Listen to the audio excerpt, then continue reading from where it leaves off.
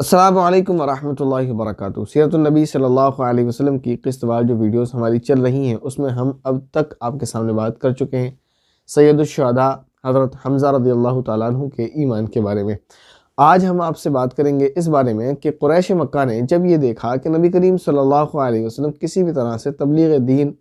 اور اسلام کی پیغام کو چھوڑنے کو راضی نہیں ہے، تو انہوں نے پھر کس کس طرح کی تدبیر کی ہیں اور کیا کیا چیزیں آفر کی ہیں۔ سرداران قریش کی طرف سے نبی کریم صلی اللہ علیہ وسلم کو اسلام کی دعوت کو بند کر دینے کے لیے مال اور دولت اور حکومت اور ریاست کی طمع یعنی لالچ دینا، اور آپ صلی اللہ علیہ وسلم کا ان کو اس آفر پر جواب۔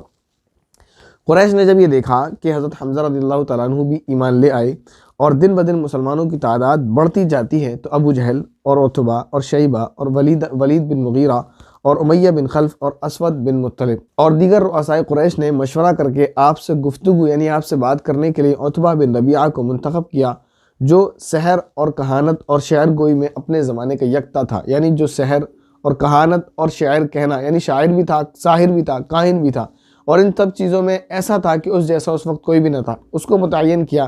کہ یہ جا کر محمد سے بات کرے صلی اللہ علیہ وسلم۔ عتبہ آپ کے پاس آیا اور کہا، اے محمد صلی اللہ علیہ وسلم، آپ کے حسیب و نصیب، لائق اور فائق ہونے میں کوئی تردد اور کوئی شک نہیں ہے، یعنی آپ افضل اور اعلیٰ ہیں، اس میں کوئی شک نہیں ہے، مگر افسوس کہ آپ نے تمام قوم میں تفریق ڈال دی، ہمارے بتوں کو برا کہتے ہیں، آباء و اجداد کو احمق اور نادان بتلاتے ہیں، اس لیے میں کچھ کہنا چاہتا ہوں۔ آپ صلی اللہ علیہ وسلم نے ارشاد فرمایا، اے ابو الولید، کہو میں سنتا ہوں۔ یہ اس کی کنیت تھی۔ عتبہ نے کہا، اے میرے بھائی کے بیٹے، تمہارا ان باتوں سے کیا مقصد ہے، یعنی تم کیا چاہتے ہو، ایسی باتیں کرتے ہو؟ اگر تم مال و دولت کے خواہاں ہو، یعنی اگر مال و دولت کی تمنا رکھتے ہو، تو ہم سب تمہارے لیے اتنا مال جمع کر دیں کہ بڑے سے بڑا امیر بھی تمہاری برابری نہ کر سکے، اور اگر تم شادی کرنا چاہتے ہو تو جس عورت سے اور جتنی عورتوں سے تم شادی کرنا چاہتے ہو ہم شادی کرا دیں گے، اور اگر عزت اور سرداری مطلوب ہے تو ہم سب آپ کو اپنا سردار بنا لیں گے، اور اگر حکومت اور ریاست چاہتے ہو تو ہم سب آپ کو اپنا بادشاہ بنا لیں گے، اور اگر تم کو آسیب ہے معاذ اللہ تو ہم علاج کرائیں گے۔ آپ صلی اللہ علیہ وسلم نے ارشاد فرمایا، اے ابو الولید، کیا تم جو کچھ کہنا چاہتے تھے وہ کہہ چکے؟ عتبہ نے کہا، ہاں۔ آپ صلی اللہ علیہ وسلم نے ارشاد فرمایا، اچھا اب جو میں کہتا ہوں وہ سنو۔ مجھ کو نہ تو تمہارا مال چاہیے اور نہ تمہاری دولت درکار ہے، اور نہ تمہاری حکومت اور سرداری مطلوب ہے، میں تو اللہ کا رسول ہوں، اللہ نے مجھ کو تمہاری طرف پیغمبر بنا کر بھیجا ہے اور مجھ پر ایک کتاب نازل کی ہے، اور مجھ کو یہ حکم دیا کہ میں تم کو اللہ کے ثواب کی بشارت سناؤں اور اس کے عذاب سے ڈراؤں۔ میں نے تم تک اللہ تعالیٰ کا پیغام پہنچا دیا اور بطور نصیحت اور خیر خواہی اس سے تمہیں آگاہ کر دیا۔ اگر تم اس کو قبول کرو گے تو تمہارے لیے سعادت دارین اور فلاح کونین کا باعث ہے، اور اگر تم نہ مانو تو میں صبر کروں گا یہاں تک کہ اللہ میرے اور تمہارے درمیان فیصلہ فرمائے۔ اور یہ آیتیں نبی کریم صلی اللہ علیہ وسلم نے تلاوت فرمائی سورہ حامیم کی۔ بسم اللہ الرحمن الرحیم، حامیم تنزیل من الرحمن الرحیم، کتاب مفصلت آیاتہ قرآن عربی لقوم یعلمون۔ آگے یہ آیت نمبر 13 تک ہے، اور اس کا ترجمہ آپ کے سامنے پڑھ دیتا ہوں۔ بسم اللہ الرحمن الرحیم، یہ کلام ہے جو رحمان اور رحیم کی طرف سے نازل کیا گیا۔ یہ ایک ایسی کتاب ہے جس کی آیتیں صاف اور واضح ہیں۔ ایسا قرآن ہے جو عربی زبان میں اتارا گیا، ان لوگوں کے لیے ناصح یعنی نصیحت کرنے والا ہے جو سمجھدار ہیں، بشارت دینے والا ہے یعنی خوشخبری سنانے والا ہے، اور ڈرانے والا ہے۔ حق تو یہ تھا کہ اس پر ایمان لاتے، مگر اکثر لوگوں نے اس درجہ اعراض کیا یعنی اگنور کیا کہ سنتے ہی نہیں، اور یہ کہتے ہیں کہ ہمارے دل پردوں میں ہیں اس چیز سے کہ جس کی طرف آپ ہم کو دعوت دیتے ہیں، اور ہمارے کانوں میں ڈانٹ ہے، اور ہمارے اور آپ کے درمیان ایک بڑا حجاب یعنی پردہ حائل ہے، جس کی وجہ سے آپ کی بات ہماری سمجھ میں نہیں آتی۔ بس آپ اپنا کام کیجئے اور ہم اپنا کام کرتے ہیں۔ آپ ان کو جواب میں کہہ دیجئے، یعنی اب اللہ تعالیٰ فرماتے ہیں کہ آپ ان کو یہ کہہ دیجئے کہ میں تم کو ایمان لانے پر مجبور نہیں کرتا، فقط حق کی دعوت پر اکتفا کرتا ہوں، میرا کام ہے حق تم کو پہنچا دینا، میں اس پر اکتفا کر لیتا ہوں۔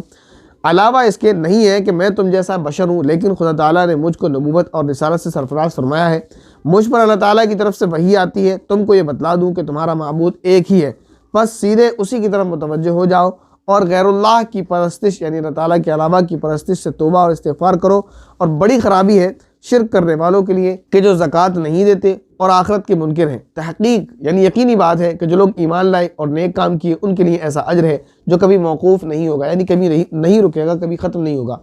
آپ ان سے کہہ دیجئے کہ کیا تم اس خدا کا انکار کرتے ہو کہ جس نے تمام زمین کو 2 دن میں بنایا اور اس کے لیے شریک تجویز کرتے ہو؟ یہی زمین کا بنانے والا تمام جہانوں کا پروردگار ہے، اور اسی نے زمین پر پہاڑ بنائے اسی نے زمین میں برکتیں رکھی یعنی نباتات اور حیوانات پیدا کیے اور اسی میں ان کی غذائیں مقرر کی، اور یہ سب 4 دن میں ہوا۔ پوچھنے والوں کے لیے حقیقت حال کو بتا دیا گیا۔ پھر یہ سب کچھ پیدا کر کے آسمان کے بنانے کی طرف توجہ فرمائی، اور اس وقت آسمان ایک دھواں سا تھا، اس کو موجودہ صورت پر بنایا، اور پھر آسمان اور زمین سب سے یہ فرمایا کہ میرے حکم کی طرف آؤ۔ خوشی سے مانا، خوشی سے دونوں نے عرض کیا کہ ہم نہایت خوشی سے تعمیل حکم کے لیے حاضر ہیں۔ پس 2 روز میں اللہ تعالیٰ نے 7 آسمان بنائے اور ہر آسمان میں اس کے احکام بھیجے، اور آسمان دنیا کو چراغوں سے مزین کیا یعنی سجایا، اور استراق شیاطین سے ان کو محفوظ کیا۔ یہ ہے تدبیر خدائے غالب اور دانا کی۔ پس اگر یہ لوگ اعراض کریں تو آپ کہہ دیجئے میں تم کو ایسی آسمانی عذاب سے ڈراتا ہوں جیسے قوم عاد اور ثمود پر میں نے نازل کیا تھا۔ آپ تلاوت فرماتے رہیں، اور عتبہ دونوں ہاتھ پیچھے کی جانب اس طرح کر کے زمین پر ٹیکے ہوئے مبہوت ہو کر سنتا رہا، یعنی اس کا بس ایسا ہو گیا جیسے کسی نے اسٹیچو بنا دیا، اور سنتا رہا۔ لیکن جب آپ اس آخری آیت فَإِنْ أَعْرَضُوا، یہ آیت جو ہے فَإِنْ أَعْرَضُوا فَقُلْ أَنذَرْتُكُمْ صَاعِقَةً مِثْلَ صَاعِقَةِ عَادٍ وَثَمُودَ، یہاں پر پہنچے ہیں تو عتبہ نے اپنا ہاتھ اپنے منہ پر رکھ دیا اور آپ کو قسم دے کر کہا للہ، آپ کو اللہ کی قسم آپ ہم پر رحم فرمائیں۔ عتبہ کو ڈر ہوا کہیں قوم عاد اور ثمود کی طرح اسی وقت مجھ پر کوئی عذاب نازل نہ ہو جائے۔ نبی کریم صلی اللہ علیہ وسلم اس کے بعد تلاوت فرماتے رہے۔ اس کے بعد آپ نے پھر آیت سجدہ تک آیتیں تلاوت فرمائی اور سجدہ تلاوت فرمایا۔ جب تلاوت ختم فرما چکے تو عتبہ سے مخاطب ہو کر فرمایا، اے ابو الولید، جو کچھ سننا تھا وہ تم سن چکے، اب تم کو اختیار ہے۔ عتبہ یہ سن کر آپ سے رخصت ہو کر اپنے رفقا کے پاس آیا، لیکن عتبہ وہ عتبہ تھا ہی نہ، یعنی عتبہ بدل چکا تھا۔ چنانچہ ابو جہل بول اٹھا کہ عتبہ وہ عتبہ نظر نہیں آتا، عتبہ تو صابی یعنی بے دین ہو گیا ہے۔ عتبہ نے کہا، میں نے ان کا کلام سنا، واللہ میں نے کبھی ایسا نہیں سنا، نہ وہ شاعر ہے، نہ وہ سحر ہے، اور نہ کہانت ہے، وہ تو کوئی اور ہی چیز ہے۔ اب عتبہ ان کو ایک نصیحت کر رہا ہے، ایمان تو نہیں لایا لیکن ایک نصیحت کر رہا ہے، اے قوم، اگر تم میرا کہنا مانو تو محمد کو ان کے حال پر چھوڑ دو صلی اللہ علیہ وسلم، یعنی جو وہ کر رہے کرنے دو۔ کیوں؟ خدا کی قسم جو کلام میں ان کی زبان سے ان سے سن کر آ رہا ہوں ان قریب اس کی ایک شان ہوگی۔ اگر عرب نے، یعنی صرف تمہاری دشمنی نہیں ہے، ان کے علاوہ ان سے تو دشمنی اور عرب کے لوگوں نے بھی لے رکھی ہے، اگر عرب نے ان کو ہلاک کر دیا تو پھر تمہیں کسی فکر کی ضرورت نہیں ہے۔ تمہیں مسئلہ کیا ہے؟ تمہیں مسئلہ یہ ہے کہ ان کو ختم کر دیا جائے، تو ان کے دشمن تو اور بھی ہیں، تم جو ہے ٹانگ مت اڑاؤ، تم پنگا نہ لو، جو کہا جاتا ہے تم پنگا نہ لو، ان کے جو دشمن ہیں وہ ان کو نپٹا دیں گے تو نپٹا دیں، اگر نپٹا دیں تو تمہارے لیے بہت اچھی بات ہے، اور نہ نپٹائیں تو یاد رکھو یہ غالب آئیں گے، اگر تم نے پنگا لیا پھر تمہارا نقصان ہوگا۔ کہنے لگا اگر عرب نے ان کو ہلاک کر دیا تو پھر تمہیں کسی فکر کی ضرورت ہی نہیں، اور اگر محمد عرب پر غالب آ گئے صلی اللہ علیہ وسلم تو ان کی عزت تمہاری عزت ہے، یعنی اگر تم ان سے پنگا نہیں لو، ان کو ایسے ہی چھوڑے رکھو، تو کیونکہ وہ تمہارے خاندان کے ہیں، تمہارے قبیلے کے، تو جب وہ عزت دار ہوں گے، یعنی عزت دار سے مراد جب وہ غلبہ پائیں گے، وہ حکومت پائیں گے، تو ان کی عزت تمہاری عزت ہوگی، اور ان کی حکومت تمہاری حکومت ہے، اس لیے کہ وہ تمہاری ہی قوم کے ہیں۔ قریش نے کہا، اے ابو الولید، محمد نے تم پر سحر کر دیا صلی اللہ علیہ وسلم۔ عتبہ نے کہا، میری رائے تو یہی ہے، باقی تم جو چاہو وہ کرو، میرا کہنا تو یہ ہے کہ اب پنگا نہ لو۔ اسی موقع پر سورہ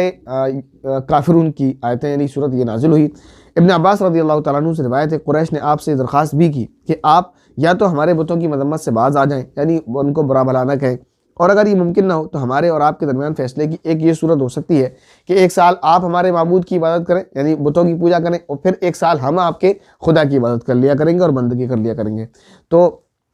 اس پر یہ صورت نازل ہوئی، قل یا ایھا الکافرون لا اعبد ما تعبدون ولا انتم عابدون ما اعبد ولا انا عابد ما عبدتم ولا انتم عابدون ما اعبد لکم دینکم ولی دین۔ آپ کہہ دیجئے کہ اے منکرو، نہ میں تمہارے معبودوں کی پرستش کرتا ہوں اور نہ تم میرے معبود کی پرستش کرتے ہو، اور نہ میں تمہارے معبودوں کی پرستش کروں گا اور نہ تم میرے معبود کی پرستش کرو گے، تمہارے لیے تمہارا دین، میرے لیے میرا دین ہے۔ ابن جریر طبری کی روایت میں یہ بھی ہے کہ سورہ کافرون کے علاوہ یہ آیت بھی نازل ہوئی، قل افغیر اللہ تأمرونی اعبد ایھا الجاہلون وَلَقَدْ أُوحِيَ إِلَيْكَ وَإِلَى الَّذِينَ مِن قَبْلِكَ لَئِنْ أَشْرَكْتَ لَيَحْبَطَنَّ عَمَلُكَ وَلَتَكُونَنَّ مِنَ الْخَاسِرِينَ بَلِ اللَّهَ فَاعْبُدْ وَكُن مِنَ الشَّاكِرِينَ۔